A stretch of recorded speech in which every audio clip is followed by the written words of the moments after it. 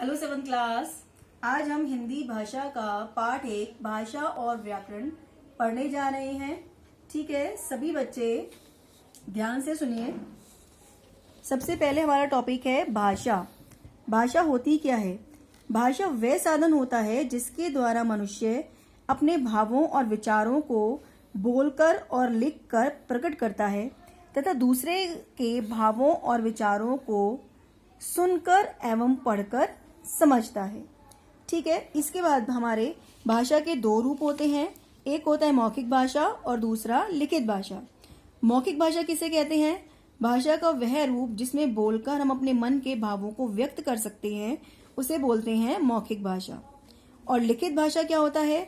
भाषा का वह रूप जिसमें लिखकर अपने मन के भावों और विचारों को प्रकट कर सकते हैं, उसे हम भाषा का लिखित रूप कहते हैं।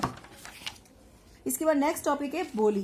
बोली क्या होता है? बोली साधारण बोलचाल की वह भाषा है जो किसी विशेष क्षेत्र या फिर स्थान में बोली जाती है, जैसे हरियाणा में हरियाणवी, गढ़वाल में गढ़वाली और हिमाचल में हिमाचली आदि। बोली का जो प्रयोग है वो केवल बोलचाल के रूप में ही किया जाता है, इसको लिखा नहीं जाता। इसके बाद नेक्स्ट टॉपिक है उपभाषा। उपभाषा क्या होता है?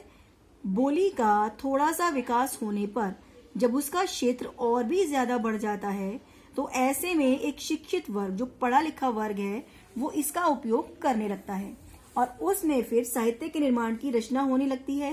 इस स्थिति में यह एक उपभाषा बन जाती है। इसके बाद आता है लिपि। लिपि क्या होता है?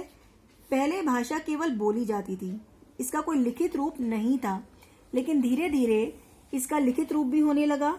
इसलिए भाषा के लिखने की जो विधि होती है वो लिपि कहलाती है। विभिन्न प्रकार की जो भाषाएं हैं वो अनेक प्रकार की लिपियों में लिखी जाती हैं। जैसे हिंदी भाषा देवनागरी लिपि में लिखी जाती है।